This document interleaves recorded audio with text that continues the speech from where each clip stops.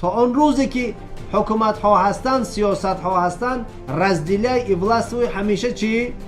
رول مهم بازی میکند، مخصوصا در کشورهای دیکتاتوری مثل تاجیکستان.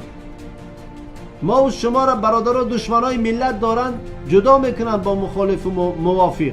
وظیفه مقدس ما و اولیه ما این جمع آوری کردن و متحد کردن این ملت زیر یک پرچم است، نه با نام های مخالف و موافق.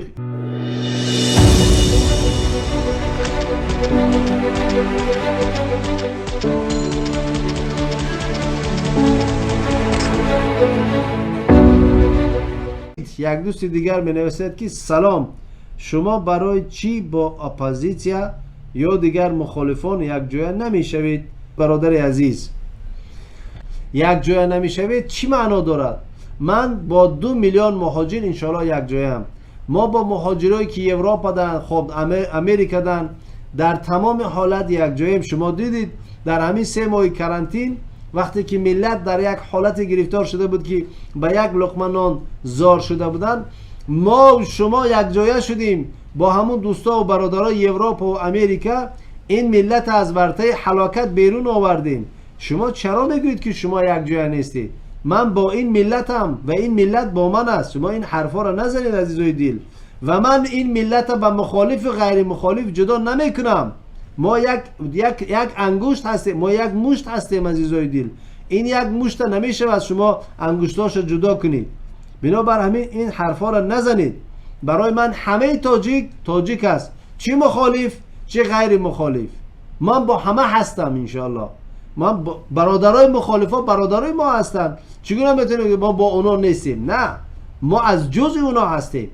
و کسایی که مخالف نیستن در تاجیکستان هم باید بدونن که اونا برادرای ما هستند. ما با اونا هم هستیم. ما و شما را برادر و دشمنای ملت دارند جدا میکنن با مخالف و موافق.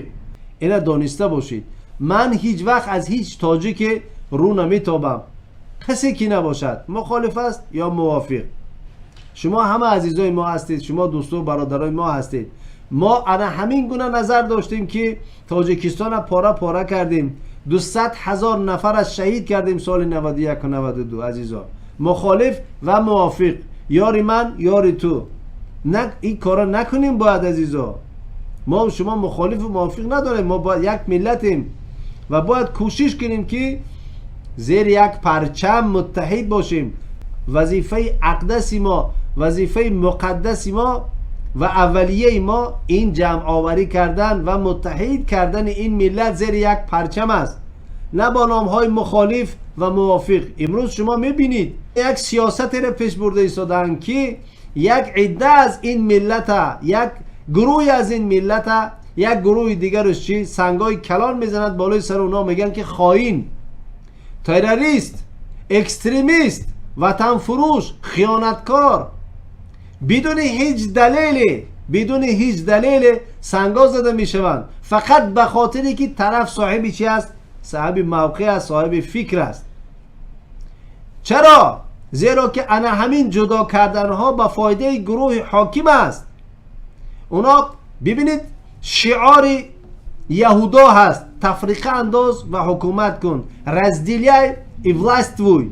و این هیچ کس حالا تغییر نداده است، این از بین نبرده است. تا آن روزی که حکومت ها هستند، سیاست ها هستند، رزدیلی властвуй همیشه چی؟ رول مهم بازی میکند، مخصوصا در کشورهای دیکتاتوری مثل تاجیکستان. بیاید ما و شما همین کار انجام ندهیم عزیزا.